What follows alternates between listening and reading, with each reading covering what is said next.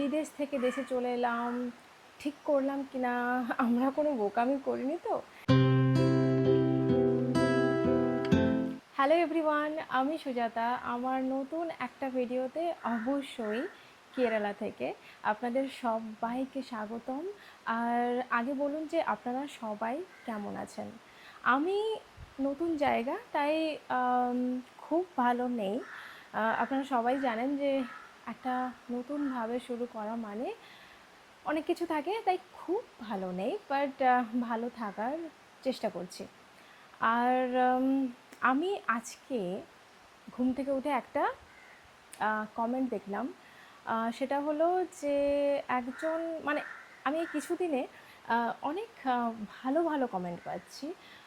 এটা ভেবে ভালো লাগছে যে কোনো নেগেটিভ কমেন্ট পাচ্ছি না, কারণ অনেক সময় না অনেক নেগেটিভ কমেন্ট পাই যেটা ভালো লাগে না। সো অনেক পজিটিভ কমেন্ট পাচ্ছি, খুব সুন্দর সুন্দর কমেন্ট। সবাইকে থ্যাংক ইউ সো মাচ। আর মেইনলি আজকে সকালে একটা কমেন্ট পেলাম, সেটা হচ্ছে একজন জিজ্ঞেস করেছেন যে ইন্ডিয়াতে ফেরাটা কি সার্থক, এরকম কিছু একটা কমেন্ট ছিল। সো আমি ঘুম থেকে উঠে ওই কমেন্টটা পড়ে আম, কিছুক্ষণ চুপচাপ ছিলাম। মানে আপনি যে জিজ্ঞেস করেছেন এটা কিন্তু ভুল নয় কিছু। আমি যখন আসি, এবং এখনও অবধি, এখন সেটা কমে গেছে, আহ, কারণ সময়ের সাথে সাথে সব কিছুই ঠিক হয়ে যায়, সেটাই। সো আমি যখন প্রথম আসি, এই কোশ্চেনটা আমি নিজেকে এতবার করেছি যে আহ, বিদেশ থেকে দেশে চলে এলাম, ঠিক করলাম কিনা, আমরা কোনো বোকামি করিনি তো?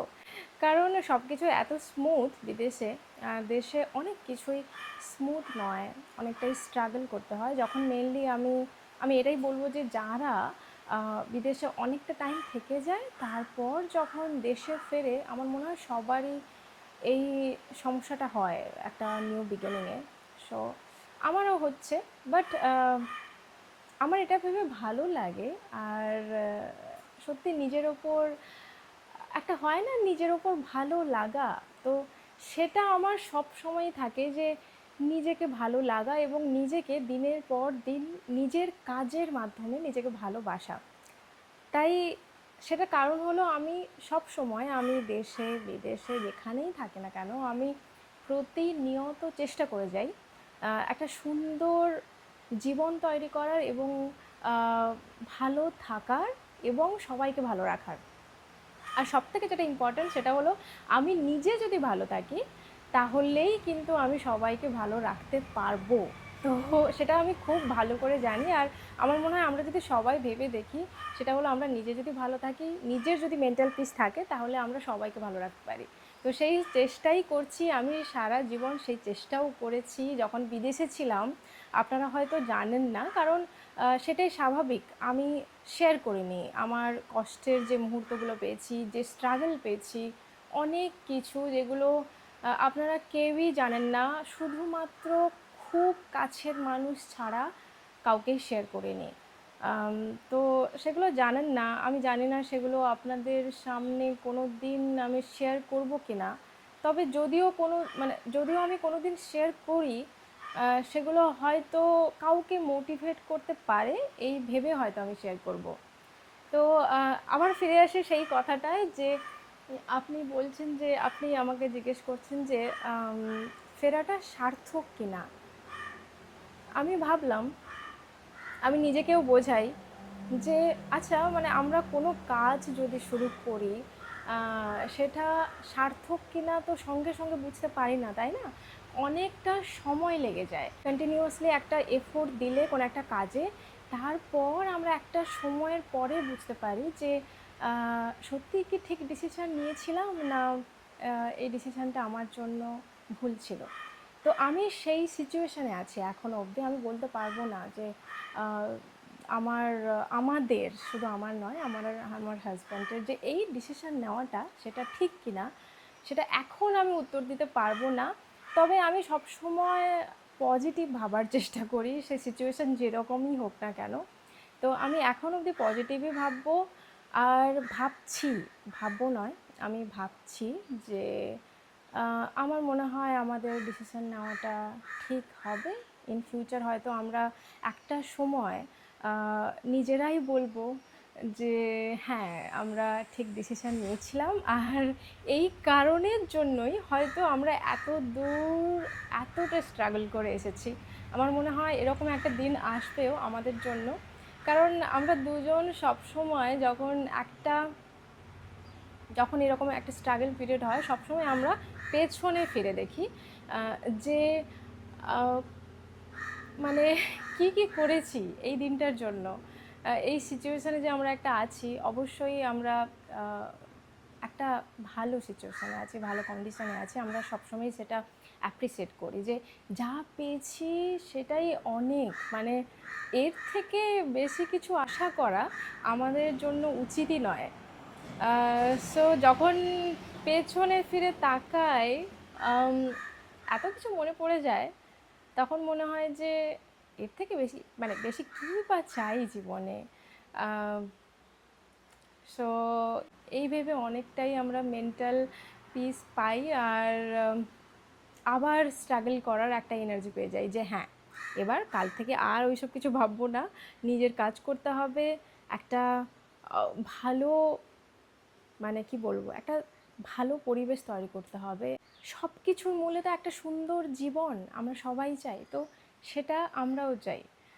তো তাই সবসময় চেষ্টা করি যে একটা সুন্দর জীবন তৈরি করতে হবে, যেখানে সবাই ভালো থাকবে।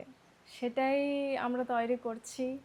বিদেশ থেকে দেশে ফেরার মূল কারণ এটাই যে যাতে আমরা সবাইকে ভালো রাখতে পারি, আমাদের বয়স্ক বাবা মা, আমাদের কাছের মানুষরা, তাদেরকে যাতে আমরা ইন ফিউচার, তাদের যাতে কোনো সমস্যা না হয়, আর মেন্টালি যেন আমরা নিজের হ্যাপি থাকি। তো সেই সব ভেবেই কিন্তু, মানে আমরা অনেক কিছু ভেবে আমরা এই ডিসিশানটা নিয়েছি দেশে ফেরার। আর আমার মনে হয় সব কিছুই ভালো হবে।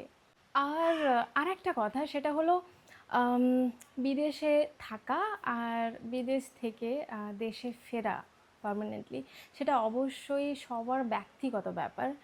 আহ, আমাদের প্রথম থেকেই ইচ্ছে ছিল, যদিও বা অনেক সময় আমাদের মনে হতো কেন বিদেশেই থেকে গেলেই হয়, কেন থাকবো না, এরকম অনেক কিছু। কিন্তু যদি আমরা ভাবি যে সব কিছু, নিজেদের কথা, ফ্যামিলির কথা, বয়স্ক বাবা মায়ের কথা, যদি সব কিছু ভাবি, আমরা একটাই পয়েন্টে আসতাম আমরা দুজন, যে না, আমাদেরকে ফিরতেই হবে। হয়তো আমাদেরকে অনেক কিছু আবার নতুনভাবে মানিয়ে নিতে হবে, হয়তো প্রথমে একটু স্ট্রাগল করতে হবে, বাট আমরা জানি যে এগুলো আমরা পারবো, কারণ ছোটোবেলা থেকে এগুলো আমরা দেখেই, এর মাধ্যমেই আমরা বড় হয়েছি ওই রকম সিচুয়েশানে। তো নতুন কিছু নয়, জাস্ট এত বছরের, নিয়ারলি 5 ইয়ার থেকে গিয়েছিলাম, তো এত বছরের যে একটা অভ্যেস, সব কিছু স্মুথভাবে হয়ে যাওয়া, তো সেটা আমাদের দেশে তো হয় না। তো সেইগুলো মানিয়ে নিতে হবে। বাট যদি আমরা এগুলো মানিয়ে নিই, তাহলে হয়তো বাবা মায়ের জন্য, নিজেদের কাছের মানুষদের জন্য, এবং এবং শুধুমাত্র যে কারুর জন্য সেটা নয়, সব থেকে যেটা ইম্পর্ট্যান্ট, নিজেদের জন্য। আমরা নিজেরা মেন্টালি ভালো থাকবো। আমরা দুজনই ভাবি যে মেন্টালি ভালো থাকাটা খুব দরকার। সেখানে যদি একটু স্ট্রাগল করতে হয়, যদিও বা লাইফস্টাইল একটু স্মুথ না হয়, সেটা ঠিক আছে, আমরা মানিয়ে নেব। বাট আমরা সব জেনে শুনেই কিন্তু আমরা দেশে ফিরেছি। অ্যাকচুয়ালি এরকম নয় যে আমাদেরকে দেশে ফিরতে হয়েছে তাই ফিরেছি, কারণ আমার দেখা আরও অনেকেই আছে। আমি যখন ইউকেতে জব করতাম, অনেককেই দেখেছি যে ভিসা শেষ হয়ে গেছে, আর ওরা কিছু করতে পারছে না, ওদেরকে জাস্ট ব্যাক করতে হবে নিজেদের দেশে। সো আমি অনেককেই দেখেছি এরকম সিচুয়েশান। আমাদের জন্য মোটেও এরকম নয়। আমাদের এমনকি ভিসা, ইউকেরও এখনও ভিসা রয়েছে, আর জার্মানিরও ভিসা রয়েছে। প্রথমেই বলি যে আমরা জানতাম না যে, কারণ আমরা জানতাম না এটা নয়, আমরা জানতাম যে ইন্ডিয়াতে, আমাদের দেশে এখন একটা পার্মানেন্ট ভালো জব পাওয়া খুব চাপের, অনেকেই স্ট্রাগল করছে, হচ্ছে না। তো সেই সব দেখে বুঝে আমরা জাস্ট একটা সেকেন্ড অপশান, হ্যাঁ সেকেন্ড অপশান, কারণ ফার্স্ট অপশান ছিল দেশে ফেরা, আর সেকেন্ড অপশান একটা ওপেন করে রেখেছিলাম, সেটা হলো ইউকেতে একটা ভিসা নিয়ে, যেটা আইএলআর ভিসা বলা হয়, যেটা আপনি পার্মানেন্টলি থাকতে পারবেন। তারপর পিআর এরকম ব্যাপার আছে, বাট আইএলআর যদি থাকে আপনি ওই ভিসাতে পার্মানেন্টলি থাকতে পারবেন। তো সেরকম একটা ভিসা আমার হাজব্যান্ডের আছে, তবুও থাকা সত্ত্বেও আমরা জার্মানি এসেছিলাম অবশ্যই একটা কাজের জন্য, যেটা খুবই ইম্পর্ট্যান্ট, এবং তার ফলও কিন্তু আমরা পেয়েছি। তো জার্মানি এসেছিলাম এবং সেখানে আমাদের 2 বছরের ভিসা ছিল, আমরা 11 মাসে কিন্তু চলে এসেছি, এবং আমাদের নেক্সট ইয়ার 2027 পর্যন্ত, আই থিঙ্ক এপ্রিল আর মে অবধি আমাদের কিন্তু ভিসা এখনও রয়েছে। তো আমরা এখনও যদি চাই আমরা ইউকেও যেতে পারি, ইউকে ফিরতে পারি, আর জার্মানি তো যেতেই পারি। সো অনেকে হয়তো ভাবতে পারেন যে হয়তো আমাদেরকে বাধ্য হয়ে আসতে হয়েছে, সেটা একদমই নয়। আমরা চুজ করেছি দেশে ফেরা। সব কিছু ভেবে যখন বুঝতে পারলাম যে না, আমাদের জন্য দেশে ফেরাটাই আমাদের সিচুয়েশানে বেস্ট হবে। আর দেশে ফেরা নিয়ে আমি বলছি না যে যারা বিদেশে আছে তাদের সবাইকে দেশে ফিরতে হবে, কি আমি কারুর মানে কারুর ব্যক্তিগত আমি ব্যাপার নিয়ে বলছি না, আমি জাস্ট আমার নিজের অভিজ্ঞতাটাই শেয়ার করছি।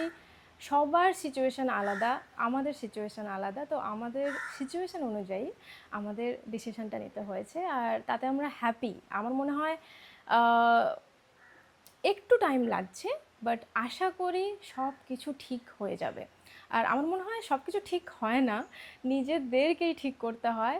সো স্ট্রাগল করছি, মাঝে মাঝে স্ট্রাগল যখন করি কষ্ট হয়, বাট আবার এটা ভেবেও ভালো লাগে, যখন আমরা স্ট্রাগল করি আমরা অনেকটা স্ট্রং হতে থাকি প্রতিনিয়ত, আরও অনেক কিছু শিখতে থাকি। বিশেষ করে আমি যখন কেরালা এলাম, অনেক কিছু দেখেছি, অনেক বেশি বলবো অবশ্যই ভালো, আমি ভালো কিছুই কিন্তু দেখেছি, সেগুলোও একটা ভিডিওতে শেয়ার করব, কারণ এই অনেক কিছু বলার আছে। যদি আমি এই একটা ভিডিওতে বলে দিই, আমার মনে হয় এত টাইম দিয়ে সত্যি আপনাদের মানে এত টাইম কোথায়, একটা ভিডিও যদি আমি প্রচুর লং করে দিই আপনারা হয়তো দেখবেন না। তো নেক্সট ভিডিওতে শেয়ার করব যে প্রথমে মানে একটা জাস্ট আমি অনেস্ট ওপিনিয়ন দেব, যে বিদেশ থেকে যখন আমি দেশে পা রাখলাম, কেরালা এলাম, আমার কি ফিল হচ্ছিল, কেমন লাগছিল।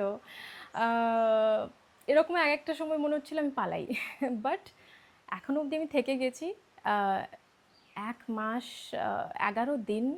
তো প্রতিনিয়ত কিন্তু বেটার হচ্ছে, আমি কোনো মতেই বলবো না যে আমি ডিপ্রেসড হয়ে যাচ্ছি, ওরকম নয়। আমার মনে হয় আমি কোনো দিনই হব না, কারণ আমি ওরকম মেন্টালিটি, আমার ওরকম মেন্টালিটি ভালো লাগে না যে আমি পারবো না, আমি পারছি না, কেন হচ্ছে।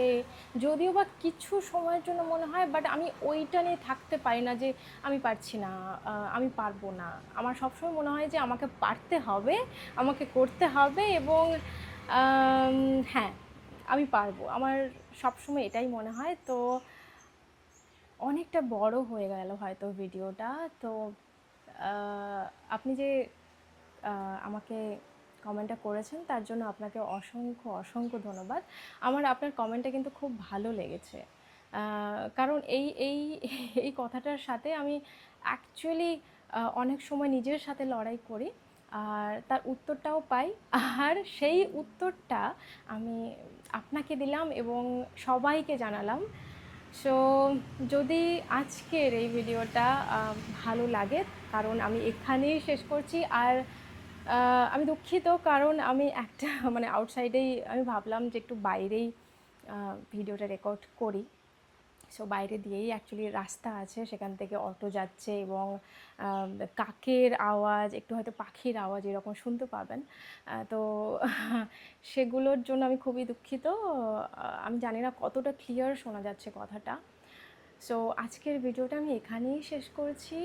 কেমন লাগলো অবশ্যই জানাবেন। আর যদি ভালো লাগে, যারা আমার ইউটিউব চ্যানেলে দেখছেন, লাইক, শেয়ার, সাবস্ক্রাইব করে পাশে থাকবেন। একটা ছোট্ট করে কমেন্টে জানাবেন। এবং যারা ফেসবুক পেজে দেখছেন, তারা অবশ্যই ফলো করে পাশে থাকবেন এবং কেমন লাগলো অবশ্যই আপনারাও কমেন্টে জানাবেন।